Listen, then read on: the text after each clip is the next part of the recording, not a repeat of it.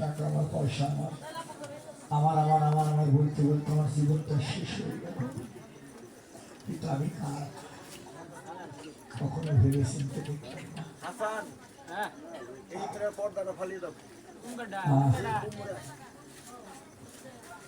তাই বাবা, সবার কাছে যত তাড়াতাড়ি পারো সঠিক সময় গুলি করে স্বামী স্ত্রী যুগল হয়ে পথে দাঁড়াও, মালা যত তিলক কাটিতে একাদশী করো, একটু ঠাকুর পুজো দাও। কারণ বাবা, নিঃশ্বাসে কোনো বিশ্বাস নাই বাবা। বিজয় সরকার বললো, দুদিনের দুনিয়ার মুসাফির, চলো ফিরে ঘরে যায়। কার জন্য বসে আছো তারা তো কেউ আমার নয়। যাদেরকে আমার আমার বললাম বাবা, কেউ আমার নয় বাবা। রত্নাকর দুষ্য এমন মালিক ছিল, কোনদিন হাতে রক্ত না দেখে এক দিলের খাতো না রত্নাকর। পরে নারদ, ভগবান নারদ পাঠালো, নারদকে ডাকলো, কি আছে দেওয়া? ভাই আমার কাছে কিছু নেই, আমি হরিনাম করি। তোমার নাম কি? আমার নাম নারদ। নারদ করে রত্নাকর বলেছিল, বাবা তুমি যে মানুষকে মেরে ধরে টাকা নিয়ে সংসার চালাও, এই যে পাপ করছে, পাপের ভাগিদার কি? রত্নাকর বলেছিল, পাপের ভাগিদার আমার ছেলে, আমার স্ত্রী, পুত্র, পরিবার। নারদ মুনি বলেছিল, তাদের কাছে শুনে এসো, তোমার পাপের ভাগ তারা বহন করবে। তাদের কাছে শুনে আসো, তোমার পাপের ভাগ তারা বহন করবে কি না? গাছের লতা পাতা দিয়ে নারদে ঘরে গেলে স্ত্রীরে জিজ্ঞেস করে, ছেলে মেয়ের জিজ্ঞেস করে, আমি যে মানুষ করে পাপ করে তোমাদের খাওয়াই, এই পাপের ভাগ কি তোমরা নেবে? কেন? তুমি বিয়ে করে আনছো, তোমার এটা কর্তব্য। ছেলে মেয়ে কয়, তুমি আমার জন্ম দিয়েছো, এটা তোমার কর্তব্য। মা বাবা কয়, আমি তোরে পেলে বসে বড় করেছি, এখন আমাদের খাওয়ানোর দায়িত্ব। তোমার পাপের ভাগ কেউ নিতে চায় না। রত্নাকর দস্যু এসে নারদ মুনির বন্ধন খুলে দিয়ে চরণে পড়ে গেল, আমাকে বাঁচার উপায়। সারা জন্ম অনেক পাপ করছে, মানে এমন মানুষ ছিল, কোনোদিন হাতে রক্ত না দেখে এক গিলাস জল খাইত, বড় দস্যু ছিল।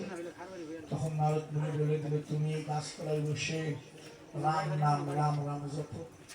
রাম নাম মুখে আসে না, তখন আসলো কি মরা। এটা আপনারা জানেন রামায়ণের কথা। এই মরা মরা মরা মরা জপতে জপতে উনি ভীতি হয়ে গেল।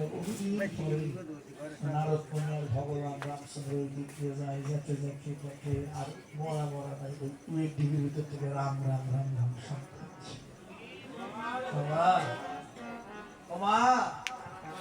সেই ব্যক্তি শেষে হলো কি বাল্মীকি মুনি। তিনি হলেন বাল্মীকি মুনি। এই জন্য বললাম বাবাজিরা, পাপকে ঘৃণা করো, পাপীকে নয়। পাপী যে কোনো সময় ভালো হতে পারে, এটা আমার অনুরোধ। বাবা, মানুষ ভুল করে, যখন বুঝতে পারে তখন সংশোধন হয়। এই জন্য মা সবার কাছে অনুরোধ, যত তাড়াতাড়ি করো। সকালে রোদে ধান না শুকাইলে বৈকাল বেলা রোদে ধান শুকাবে। যত তাড়াতাড়ি পারো না বেশি ভালো হয়। যদি কুমারী অবস্থায় কি ওরা গুণমন্ত্র নিতে পারে, তার দেহের জন্য বেশি ভালো। আর বেশিরভাগ নিয়ম 3 দিনের মধ্যে দেখতে হবে। বিয়ে বাসি তোমরা শিবির বাস করবে না, যতক্ষণ পর্যন্ত গুরু আশ্রয় গ্রহণ না করবা।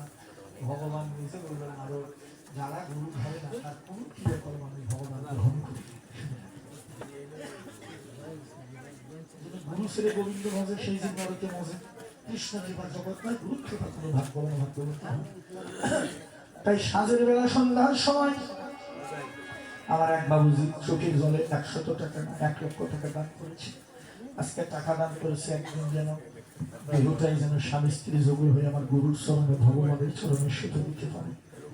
দান বিফলে যায় না বাবা। গীতা পাঠ, ভাগবত পাঠ, চৈতন্য পাঠ, কীর্তন আসলে যেটা দান করে ভগবান শ্রী হরি নাকি তাহার সাগরে গ্রহণ করে থাকে।